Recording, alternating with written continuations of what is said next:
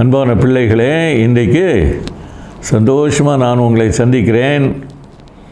விடுமுறை நாட்களில் பொதுவாக பலவிதமாக மக்கள் அதை செலவழிக்கிறார்கள். ஆனால் விடுமுறை வேதாகம பள்ளி என்ற ஒன்றை நாம் நடத்துகிறோம். ஸ்கூல்னு நினச்ச உடனே நீங்கள் வந்து ஐயோ பழைய மாதிரி ஏதாவது விஷயமாயிருமோன்னு நினைக்க வேண்டியதில்லை. அதில் நன்மையான காரியங்களை நமக்கு வேதாகமத்திலிருந்து கற்றுத்தருவார்கள். நல்ல பாடல்கள் உண்டு, நல்ல கதைகள் உண்டு, நல்ல ஒர்க், அதாவது நாமே பல காரியங்களை அங்கே அந்த இடத்துலையே உட்கார்ந்து செய்து கண்டுபிடிக்கலாம். ரொம்ப சந்தோஷமாக இருக்கும் அது. இப்போ நான்லாம் என்னுடைய வாழ்க்கையில் நான் வந்து விபிஎஸ்க்கு போயிருக்கேன் ஸ்டூடெண்ட்டாக. அங்கே தான் நிறைய காரியங்களை படிச்சுக்கிட்டேன். விபிஎஸ் நடத்தி இருக்கிறேன், சரிதானா? அது நம்முடைய வாழ்க்கையில் நல்ல பலன் தரும். இன்றைக்கு நான் வந்து அந்த விபிஎஸ்ஸை ஆண்டவர் ஆசீர்வதிக்கும்படி ஜெபம் பண்ண போகிறோம், சரிதானா? இருக்கிற இடத்துலையே பிள்ளைகளே நீங்கள் என்னோடு கூட சேர்ந்து இந்த ஜெபத்திலே கலந்து கொள்ளுங்கள். அன்பின் ஆண்டவரே, விடுமுறை வேதாகம பள்ளியை எங்களுக்காக நீர் ஒழுங்கு செய்திருக்கிறீர். பல இடங்களிலே அநேக பிள்ளைகள் இதிலே கலந்து கொள்ள உதவி செய்யும். அதன் மூலமாய் உம்மை அறிந்து கொண்டு தங்களுடைய வாழ்க்கையிலே நீர் என்ன செய்கிறீர், என்ன செய்வீர் என்பதை அறிந்து கொண்டு சந்தோஷமாக இருக்க உதவி செய்யும். ஆண்டவரே, இந்த விடுமுறை வேதாகம பள்ளி சிறு பிள்ளைகளுக்கும் இளைஞர்களுக்கும் சிறுவர்களுக்கும் வாலிபருக்கும் பயனுள்ளதாய் அமையட்டும். அதற்காக எடுத்துக்கொள்ளப்படுகிற முயற்சிகளை ஆசீர்வதித்து அதனுடைய தேவைகளை சந்தித்து அற்புதமாய் வழிநடத்தும். இந்த ஆண்டிலே அநேக பிள்ளைகள் பங்கு பெற்று உம்முடைய ஆசீர்வாதத்தை பெற்றுக்கொள்ள உதவி செய்யும். உமது கரங்களிலே இந்த விபிஎஸ்ஐ விடுமுறை வேதாகம பள்ளியை அர்ப்பணித்து ஜெபிக்கிறோம். இயேசுவின் மூலம் வேண்டுகிறோம் பிதாவே, ஆமென். Hi குட்டீஸ், welcome to word vacation Bible school 2025. எல்லாரும் சந்தோஷமா இருக்கீங்களா? அக்கா, நீங்க சந்தோஷமா இருக்கீங்களா? சந்தோஷமா இருக்கோம். லீவ் விட்டாச்சு, என்ன கவலை எங்களுக்கு. சூப்பர். அக்கா, உங்க பேர் என்னக்கா? என் பேரு ஐரிஷ் ஒலிவா. அக்கா பேரை ஞாபகம் வச்சுக்கோங்க. அக்கா டெய்லி வருவாங்க, சரியா? அண்ணா பேரையும் நீங்க ஞாபகம் வச்சுக்கணும். உங்க பேர் சொல்லுங்க அண்ணா. அண்ணா பேர் சாம் அண்ணா நான், சரியா? இதே மாதிரி டெய்லி உங்களுக்கு நிறைய சாங்ஸ், நிறைய ஸ்டோரிஸ், ஆக்டிவிட்டீஸ், குவிஸ் இதெல்லாம் இருக்கு. ஸோ டெய்லி காலையில் 11 மணிக்கு கரெக்டாக யூடியூப்பில் வந்து வீடியோ பார்க்க வந்துடுங்க, சரியா? குவிஸை நீங்கள் முடிக்கும் போது உங்களுக்கு கிஃப்ட் இருக்குது. ஸோ கரெக்டாக கதையை கேட்கணும். கதையை கேட்டு சீக்கிரமாக யார் குவிஸுக்கு நீங்கள் ஆன்சர் பண்ணுறீங்களோ உங்களுக்கு கிஃப்ட் இருக்குது. உங்களுக்கு இமானண்ணா வந்து பாட்டு சொல்லி கொடுப்பாங்க. ஷாரன் ஆண்டி கதை சொல்ல இருக்காங்க. உங்களுக்கு ஆக்ஷன் சொல்லி கொடுக்கறதுக்கு அஸ்கி அக்கா வருவாங்க, மோனி அக்கா வராங்க, அபி அண்ணா வருவாங்க. அதே மாதிரி கடைசியில் நாங்கள் மறுபடியும் வந்து உங்ககிட்ட கேட்போம். அதனால் கரெக்டாக நீங்கள் வந்து ஸ்டோரியை கேட்கணும். அதே மாதிரி நீங்கள் எங்களுக்கு சொல்லிக் கொடுக்கணும், சரியா? ஸோ இந்த விபிஎஸ் வந்து நல்லா ஜாலியாக இருக்க போது. ஸோ டெய்லி காலையில் 11 மணி கரெக்டாக எல்லோரும் வந்துடுங்க, சரியா? ஸோ விபிஎஸ்குள்ளே போவோமா? ஹாய் ஃப்ரெண்ட்ஸ், ஹாய் குட்டீஸ். இந்த நாளில் உங்களை பார்க்குறது ரொம்ப ரொம்ப ரொம்ப சந்தோஷம். இந்த நாளைக்குரிய தலைப்பு என்னென்னா ஹார்ட் ஆஃப் ஒபீடியன்ஸ், கீழ்ப்படிதலின் இருதயம். இதை வைத்து இன்றைக்கு நம்ம ஒரு அழகான கதைகள், அதுக்கப்புறம் ஒரு ஆக்டிவிட்டீஸ், அது போல் அழகான பாடல்கள் நம்ம இன்றைக்கி ஃபுல்லாக நம்ம கற்றுக்க போகிறோம். எல்லாம் ரெடி ஆகிட்டிங்களா?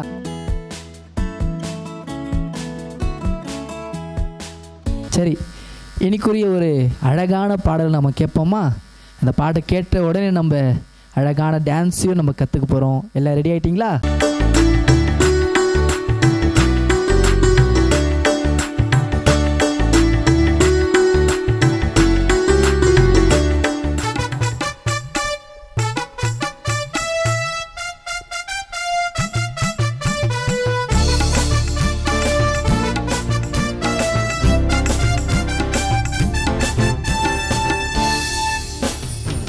சோதோம் கொமோரா என்ற பட்டணம் அருவருப்புகளால் நிறைந்திருந்தது. சோதோம் கொமோரா என்ற பட்டணம் அருவருப்புகளால் நிறைந்திருந்ததே. கர்த்தர் பார்த்தார், கர்த்தர் கேட்டார், அவர்களை அழிக்க சுத்தமானார். கர்த்தர் பார்த்தார், கர்த்தர் கேட்டார், அவர்களை அழிக்க சுத்தமானார். ஜீவன் தப்ப ஓடி போனானே, பின்னிட்டு பாராதே தேவ கட்டளை. ஜீவன் தப்ப ஓடி போனானே, பின்னிட்டு பாராதே தேவ கட்டளை. பட்டணம் அழிக்கப்பட்டது பாவத்தாலே, உப்பு தூணானால் கட்டளை மீறியே. பட்டணம் அழிக்கப்பட்டது பாவத்தாலே, உப்பு தூணானால் கட்டளை மீறியே. அன்பு தம்பியே தங்கையே, இயேசு அப்பாக்கு கீழ்ப்படிவாயே. உன்னோடு என்றும் நடந்திடுவாரு, எப்போதும் உன்னோடு இருப்பாரு. அன்பு தம்பியே தங்கையே, இயேசு அப்பாக்கு கீழ்ப்படிவாயே. உன்னோடு என்றும் நடந்திடுவாரு, எப்போதும் உன்னோடு இருப்பாரு. ஹாய் குட்டீஸ், சாங் கேட்டிருப்பீங்க, முதலாவது நாளுடைய சாங். இப்போ அந்த சாங்குடைய லிரிக்ஸ் நான் என்ன சொல்கிறேன், நல்லா கவனமாக கவனிச்சுக்கோங்க. சோதோம் குமரா என்ற பட்டணம் அருவருப்புகளால் நிறைந்திருந்தது. கர்த்தர் பார்த்தார், கர்த்தர் கேட்டார், அவர்களை அழிக்க சித்தமானார். ஜீவன் தப்ப ஓடி போனானே, பின்னிட்டு பாராதே தேவ கட்டளை. பட்டணம் அழிக்கப்பட்டது பாவத்தாலே, உப்பு தூணானான் கட்டளை மீறி. அன்பு தம்பியே அன்பு தங்கையே, இயேசு அப்பாக்கு கீழ்ப்படிவாயே. உன்னோடு என்றும் நடந்திடுவார், எப்போதும் உன்னோடு இருப்பார். இது தான் லிரிக்ஸ், ரொம்ப ஈஸியான லிரிக்ஸ். இதோடைய ஆக்ஷனாக நம்ம பார்க்கலாமா? நாள் 1. குட்டீஸ் எல்லாரும் வீட்டில் உட்காந்துட்டு எல்லாம் எழுந்து நின்றுங்க. நம்ம ஜாலியாக டான்ஸ் ஆட போகிறோம். இப்போ நம்ம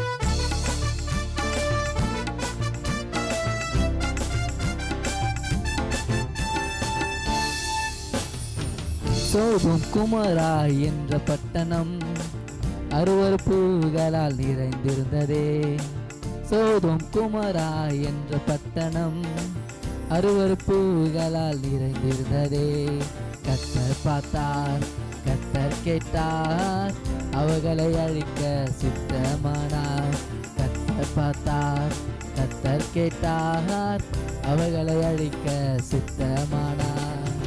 ஜீவன் தப்ப ஓடி போனானே, பின்னிட்டு பாராதே தேவ கட்டளை. ஜீவன் தப்ப ஓடி போனானே, பின்னிட்டு பாராதே தேவ கட்டளை. பட்டணம் அழிக்கப்பட்டது பாவத்தாலே, உப்பு தூணானான் கட்டளை மீறியே. பட்டணம் அழிக்கப்பட்டது பாவத்தாலே, உப்பு தூணானான் கட்டளை மீறியே. அன்பு தம்பியே தங்கையே, இயேசு அப்பாக்கு கீழ்ப்படிவாயே.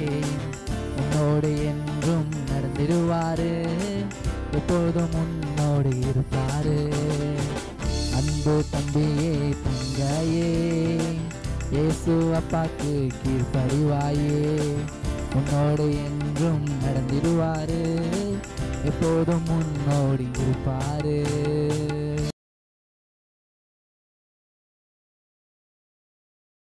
அன்பு தம்பி தங்கையே, என்ன உங்க எல்லாருக்கும் லீவ் ஆரம்பிச்சிருச்சா இப்போ? அதனால வீட்டில் இருந்து என்ன செய்யறதுன்னு தெரியாமல் இருக்கிறீங்க இல்லையா? இந்த ஒரு 5 நாள் இந்த வர்ச்சுவல் விபிஎஸ் மூலமாக நீங்கள் நல்லா உங்கள் டைமை ஸ்பெண்ட் பண்ணலாம் இல்லையா? ஆமாம் தானே? உங்கள் அப்பா அம்மாவுக்கு ரொம்ப சந்தோஷமாக இருக்கும். நீங்கள் சும்மா வேறு ஏதோ தேவையில்லாததை செஞ்சுட்டு இல்லாமல் நீங்கள் நல்லா ஒரு டைமை யூஸ்ஃபுல்லாக ஸ்பெண்ட் பண்ணுவீங்க அப்படின்னு சொல்லிட்டு. ரைட், இப்போ இந்த வர்ச்சுவல் விபிஎஸில் இன்றைக்கி டே 1. இப்போ ஏற்கனவே இதுக்குரிய பாட்டெல்லாம் நீங்கள் படிச்சிட்டிங்கன்னு நினைக்கிறேன். ஆமாம் தானே? படிச்சிட்டிங்களா? நல்லா இருந்துச்சா பாட்டெலாம்? ஓகே. இன்னைக்கு டே தீம் என்ன சொல்லுங்கள் பார்க்கலாம். எஸ், ஹார்ட் ஆஃப் ஒபீடியன்ஸ், கீழ்ப்படிதலின் இருதயம். ஓகே, பாட்டு எப்படி இருந்துச்சு? நல்லா இருந்துச்சு. அந்த பாட்டில் இருந்தே இன்றைக்கி நீங்கள் என்ன படிக்க போகிறீங்க அப்படின்றத குறித்து உங்களுக்கு ஒரு ஐடியா கிடச்சிருக்கும். எத்தனை பேர் கண்டுபிடிச்சிங்கன்னு தெரியாது எனக்கு. ஆனால் கண்டுபிடிச்சிருந்தீங்கன்னா நீங்கள் யோசித்து பாருங்கள். பாட்டில் 2 பேர் சொல்லி கொடுத்துருப்பாங்க, 2 ஊரினுடைய பேர். என்ன சொன்னாங்க? ஒன்று சோதோம், இன்னொன்று கொமோரா. ஆமாம் தானே? ஆமாம் இல்லையா? ஓகே, அது 2 நியபரிங் சிட்டிஸ் அப்படின்னு சொல்லி வச்சுக்கலாம். அப்படி இருந்த ஒரு இடத்துல அந்த சிட்டிஸ் அதில் இருந்த பீப்புள் ரொம்ப மோசமான லைஃப்பில் வாழ்ந்து வந்தாங்களாம். நீங்கள் பைபிளில் பார்த்தீங்கன்னா அந்த இடத்தை குறித்ததான உள்ள சம்பவங்கள் உங்களுக்கு கொடுக்கப்பட்டிருக்குது. அப்போது அந்த 2 சிட்டியில் தான் லோத்துன்றவர் போய் வாசம் பண்ண ஆரம்பிக்கிறார். உங்களுக்கு ஆபிரகாமுடைய கதை பார்த்தீங்கன்னா, ஆபிரகாமும் லோத்தும் தேவர் ரிலேட்டிவ்ஸ். அவங்க ரொம்ப வசதியாக நிறையா ஆடு மாடு இதெல்லாம் வச்சு இருந்ததுனால அவங்க மேய்ச்சலுக்கு இடம் இல்லாமல் சொல்லி பல கொலைப்பிடிகள் அவங்களுக்குள்ளே 2 பேரும் பிரிஞ்சு போகிறாங்க. அதுக்கப்புறம் தான் லோத்து சோதோம் கோமோராக்குள்ளே போகிறார். அவருக்கு 2 பெண் பிள்ளைகள் இருந்தாங்க. அவங்க அங்கே குடியிருந்தாங்க. அவங்க பிள்ளைகளுக்கும் திருமணம் பண்ணுவதற்காக மணமகனை நிச்சயம் பண்ணி வச்சுருந்தாங்க.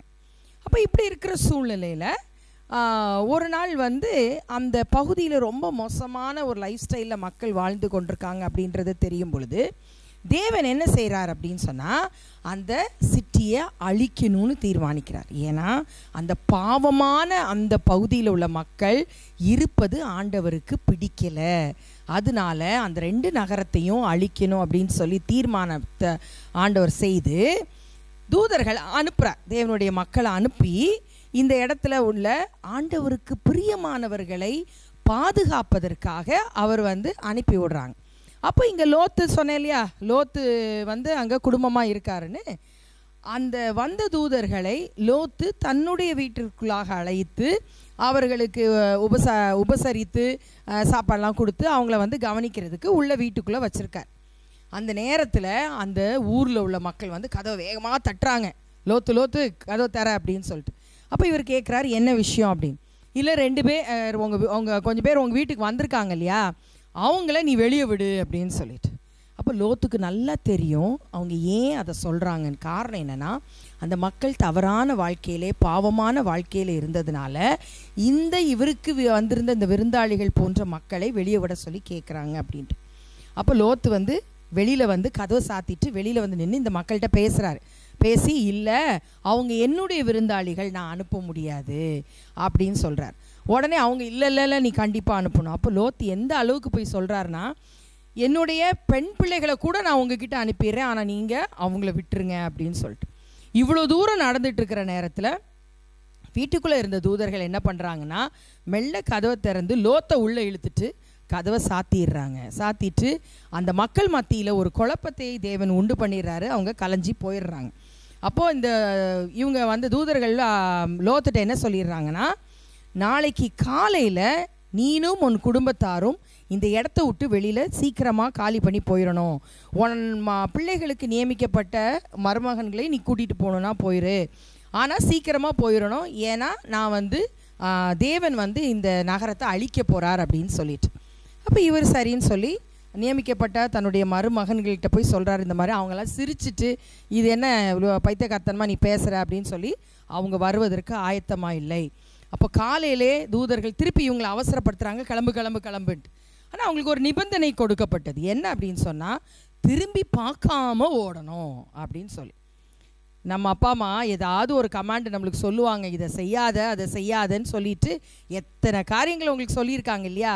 அதே மாதிரி தான் அந்த தேவதூதர்கள் லோத்துக்கிட்ட சொல்கிறாங்க, நீனும் உன் குடும்பமும் திரும்பி பார்க்காம இந்த இடத்த விட்டு ஓடிடணும் அப்படின்னு சொல்லிட்டு. உடனே காலையில் அவங்கள லிட்டரலாக கையை பிடிச்சி வெளியில் அனுப்பி விட்டுறாங்க. வேகமாக ஓடுகிற சூழ்நிலையிலே லோத்தினுடைய மனைவிக்கு பொறுக்கலை. தான் வீடு தான் ஆஸ்தி எல்லாமே அங்கே இருக்குன்னு சொல்லிட்டு அவளை அறியாமலேயே அதன் மேல் ஈர்க்கப்பட்டு அவள் திரும்பி பார்க்குறா. தூதர்கள் சொன்னதுக்கு கீழ்ப்படியாமல் திரும்பி பார்த்ததுனால உப்பு தூணாய் மாறிவிடுகிறாள். லோத்தும் அவனுடைய பிள்ளைகள் மட்டும்தான் அவங்க தன்னுடைய விருப்பத்தின்படி தூதர்கள்ட்ட வேண்டி கொண்டதின்படி மலை பிரதேசத்துக்கு போகாமல் ஜோவார் என்ற பட்டணத்துக்குள்ளாக ஓடி போகிறாங்க. அப்போ அந்த சூழ்நிலையில் இந்த ஒரு நிகழ்வை நீங்கள் பார்த்தீங்கன்னா, கீழ்ப்படிந்து வெளியிலே ஓடின லோத்தும் அவனுடைய பிள்ளைகளும் காப்பாற்றப்பட்டார்கள். ஆனால் கீழ்ப்படியாமல் இருந்த லோத்தினுடைய மனைவி உப்பு தூணாய் மாறினாள். இன்றைக்கி அருமையான தம்பி தங்கச்சி, உன்னுடைய வாழ்க்கையிலையும் உங்கள் அப்பா அம்மா சொல்கிறதோ பெரியவங்க சொல்கிறதோ டீச்சர்ஸ் சொல்கிறதையோ நம்ம கேட்டு அதே மாதிரி பைபிளில் சொல்லப்பட்டிருக்கிற காரியங்களுக்கு கீழ்ப்படிஞ்சு நடந்தோன்னா நிச்சயமாக நம்மளுடைய வாழ்க்கையிலே நமக்கு நன்மையானது கிடைக்கும். ஏசப்பாக்கு கீழ்ப்படுகிற பிள்ளைகளாக நம்ம இருக்கணும். இருப்பீங்களா?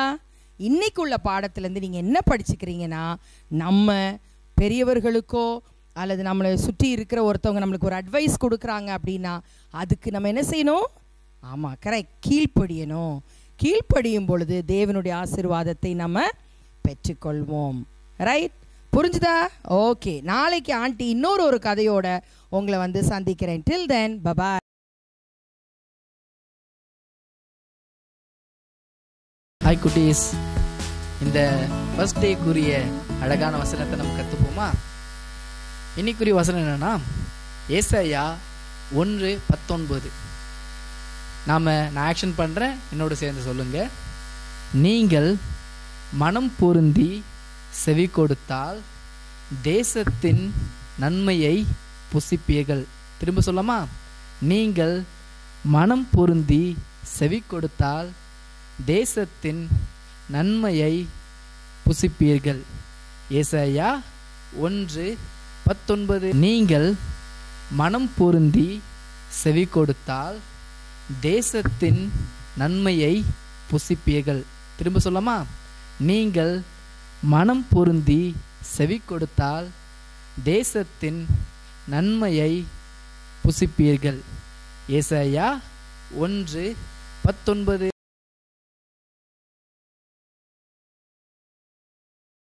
ஹாய் குட்டீஸ், ஹாய் ஃப்ரெண்ட்ஸ்.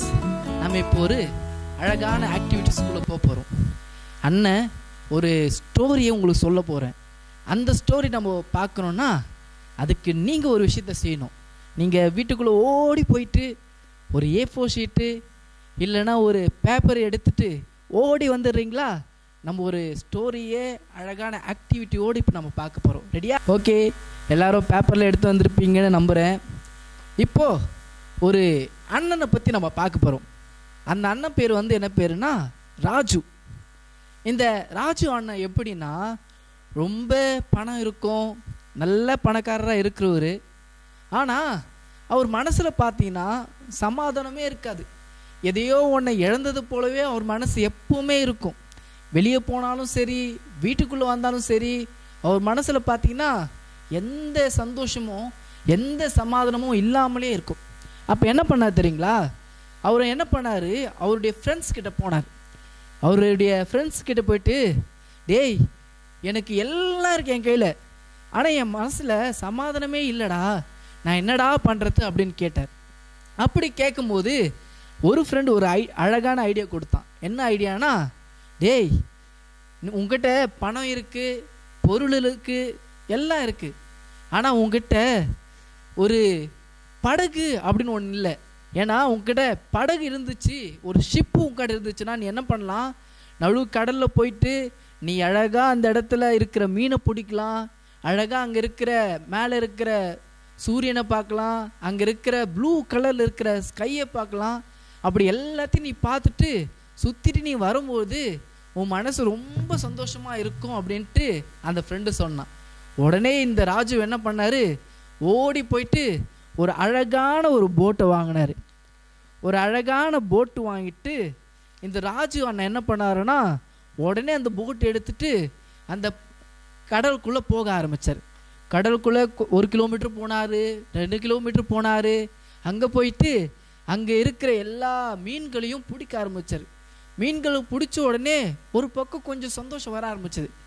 உடனே என்ன பண்ணிட்டாரு, அந்த மீன்கள்லாம் எடுத்து சரி நம்ம சமைக்கலாம் அப்படின்ட்டு ஓடி அங்கே இருக்கிற நிலத்துக்கு வந்தார். ஆனால் அந்த நிலத்துக்கு வந்த பின்பும் அவர் மனசுக்குள்ள சமாதானம் எல்லாம் போயிடுச்சு. மீனை சாப்பிட்டாரு, ஆனாலும் அந்த சமாதானம் வந்து ரொம்ப நேரம் இல்லை. படகுல போகும்போது சந்தோஷம் இருந்தது, ஆனால் வெளியே வந்துட்டுக்கப்புறம் அவர் மனசில் சமாதானம் இல்லாமல் போயிடுச்சு. திரும்பவும் அவர் கஷ்டப்பட ஆரம்பித்தார். அப்படி கஷ்டப்படும் போது அட என்னடா இது, நமக்கு இப்போ சந்தோஷமே இல்லாமல் இருக்கே அப்படின்னு என்ன பண்ணார், யோசிக்க ஆரம்பித்தார். அப்படி யோசித்து கொண்டிருக்கும் போது இன்னொரு ஃப்ரெண்டு வந்தான். அந்த ஃப்ரெண்டு வந்து அந்த ராஜு அண்ணனை பார்த்து சொன்னான், அண்ணன் உன்கிட்ட படகுல போயிட்டு வந்த, மீனை பிடிச்ச அதெல்லாம் இருக்குது, ஆனால் உங்களை சமாதானம் எல்லாம் போயிடுச்சு. நீ இப்போ என்ன பண்ணு, ஒரு அழகான வீடு கட்டு. நீ அழகான வீடு கட்டினா அந்த வீடை பார்க்கும்போது உனக்கு ரொம்ப சந்தோஷமாக இருக்கும் அப்படின்னு சொன்னாங்க. அதே போல் இந்த ராஜு அண்ணா என்ன பண்ணார்னா ஒரு அழகான வீட்டை கட்ட ஆரம்பித்தார். பெரிய பெரிய மாளிகை என்ன பண்ணார், கட்ட ஆரம்பித்தார். அதை பார்த்து மற்றவங்களுக்கே ஆச்சரியம், எவ்வளோ பெரிய வீடு, எவ்வளோ பெருசாக இருக்குன்னு என்ன பண்ணார், பார்த்துட்டே இருந்தாங்க எல்லாரும். இவர் ஒரு பெரிய மாளிகையை கட்டி அந்த மாளிகைக்குள்ளே அவருக்கு வேண்டிய எல்லாத்தையும் வச்சு அவர் அந்த மாளிகையில் சந்தோஷமாக இருந்தார். உள்ளே போகும்போது ரொம்ப சந்தோஷமாக இருந்து. ஒரு நாள் போச்சு, 2 நாள் போச்சு, ஒரு வாரம் போச்சு. திரும்பவும் பார்த்தீங்கன்னா அவர் மனசில் சமாதானம் இல்லாமல் போயிடுச்சு.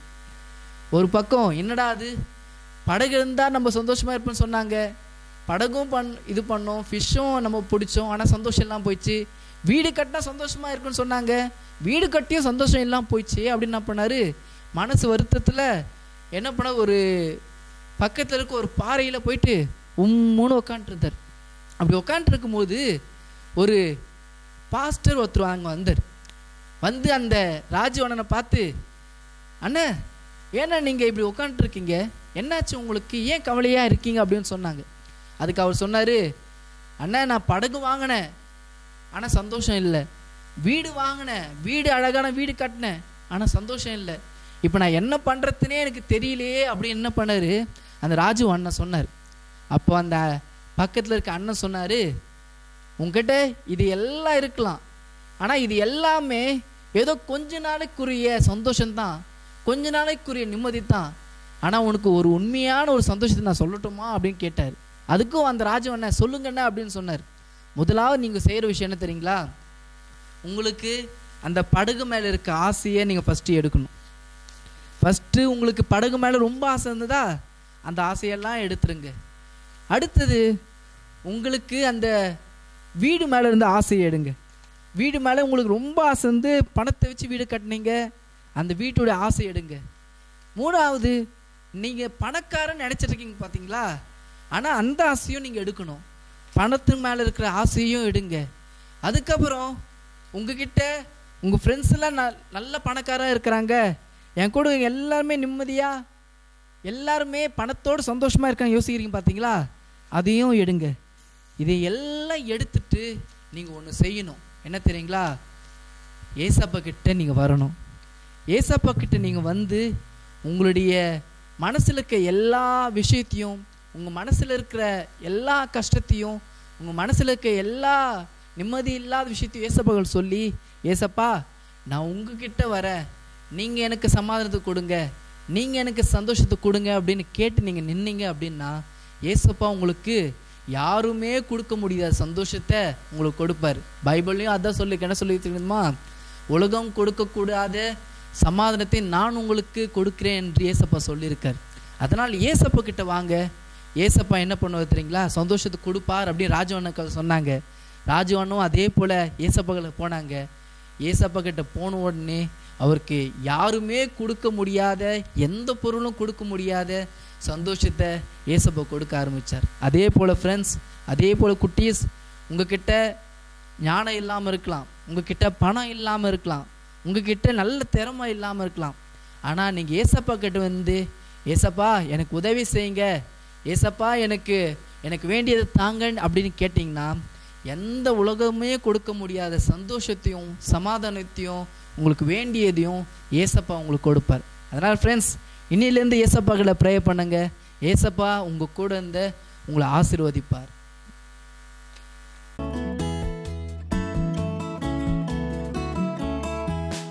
வரப்போகிற குவிஸுக்கு நீங்கள் வாட்ஸ்அப் பண்ண வேண்டிய நம்பர் 9498402793 9498402793. ஹாய் குட்டீஸ், இன்னைக்குரிய கேள்விகளை நம்ம பார்ப்போமா?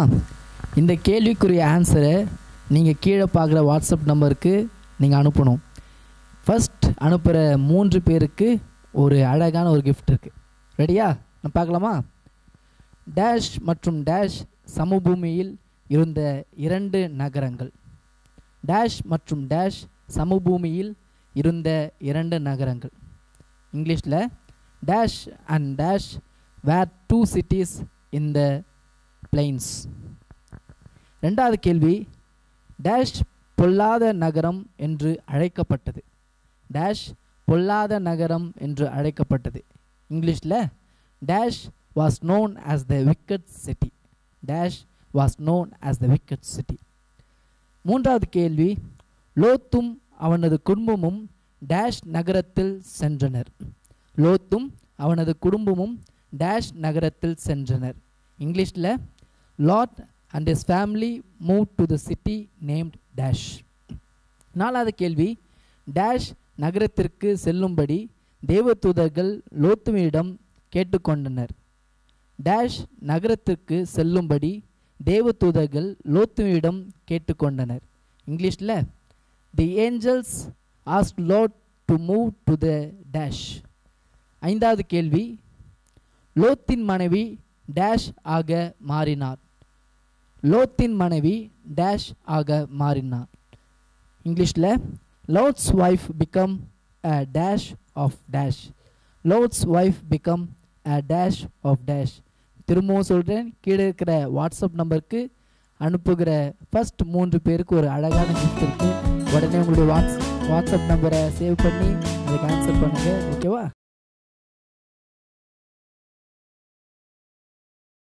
ஹாய் குட்டீஸ், இன்னைக்கு எப்படி போச்சு பிபிஎஸ்? ஸ்டோரியெல்லாம் பார்த்தீங்களா? கதைங்கள்லாம் பார்த்தீங்களா? அக்கா பசங்க இன்னைக்கு ஸ்டோரி கதையெல்லாம் பார்த்தாங்களாக்கா? நல்லா பார்த்து கற்றுக்கிட்டாங்க. சரி, நம்ம எதுக்கு வந்திருக்கோம் எப்போ இங்கே? இப்போ எந்த ப்ரேயருக்கு வந்திருக்கோம். குட்டீஸ், எத்தனை பேர் இன்னைக்கு பிபிஎஸ் வரதுக்கு முன்னாடி பைபிள் வாசி ஜாம் பண்ணிட்டு வந்து உட்காந்துங்க டிவிக்கு முன்னாடி? நிறைய பேர் பண்ணீங்களா? பண்ணலையா? பண்ணாதவங்க நாளைக்கு முதல்ல வந்து உட்கார்றதுக்கு முன்னாடி பைபிள் எடுத்து வாசிச்சுட்டு அதுக்கப்புறம் வந்து உட்காரணும். சரியா?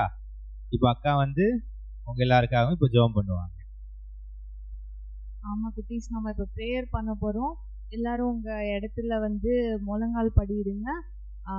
ஜோமனை தெரிலனாலும் பரவாயில்ல, நீங்க கண்ணை மூடி நான் சொல்ற வார்த்தைகளை பின்னாடி நீங்க சொல்லுங்க. எல்லாரும் கண்ணை மூடுவோமா? அன்புள்ள இயேசப்பா, இந்த நாளுக்காக உமக்கு நன்றி.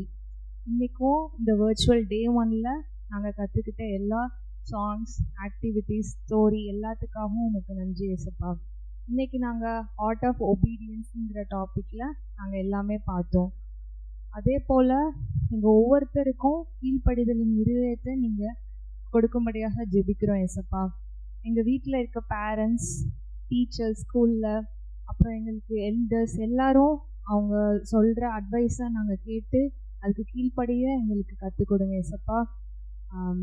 நம்ம பைபிள்லேயும் பார்க்குறோம், பிள்ளைகளே உங்கள் பெற்றோருக்கு எல்லா காரியத்திலையும் கீழ்ப்படியுங்கள், இதுவே ஆண்டவருக்கு பிரியமானதுன்னு பார்க்குறோம்.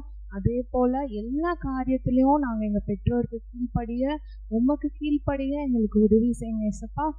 லோத்தோட ஒய்ஃப் போல் நாங்கள் கீழ்ப்படியாமல் நாங்கள் எந்த விதத்துலையும் நாங்கள் இருந்துடக்கூடாது இயேசப்பா. சிறு கீழ்ப்படிதல் வாழ்க்கையில் பெரிய அற்புதங்களை கொண்டு வரும் நாங்கள் விசுவாசிக்கிறோம் இயேசப்பா. இயேசு கிறிஸ்துவின் நாமத்தில் ஜெபிக்கிறோம். ஆமென். ஓகே குட்டீஸ், நாங்கள் நாளைக்கு சந்திக்கிறோம். நாளைக்கும் காலையில் கரெக்டாக 11 o'clock வந்துடுங்க.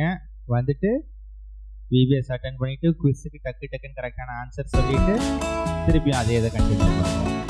பாய் குட்டீஸ்.